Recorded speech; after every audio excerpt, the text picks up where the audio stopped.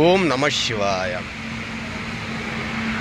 6వ తేదీ జనవరి 2026 నిన్నటి రోజున జిల్లా స్థాయి అధికారి డిపిఓ, మండల స్థాయి అధికారి ఎంఆర్ఓ, ఆర్డీఓ మొదలైన అధికారులు వచ్చి శ్రీ మహాక్షేత్రమునందు వీక్షించి ఉన్నారు. కానీ వారు తెలియజేసేది ఏంటి అంటే, నివాసాలకు వెళ్ళే మార్గమునే ఉపయోగించుకోండి, ఆలయానికి అంటూ ప్రత్యేకంగా దారి ఇవ్వము అంటున్నారు. ఎందుకు అంటే వాళ్ళు చెప్పే కారణాలు ముఖ్యంగా ఎంతమంది ఈ ఆలయానికి వస్తున్నారు దర్శనానికి,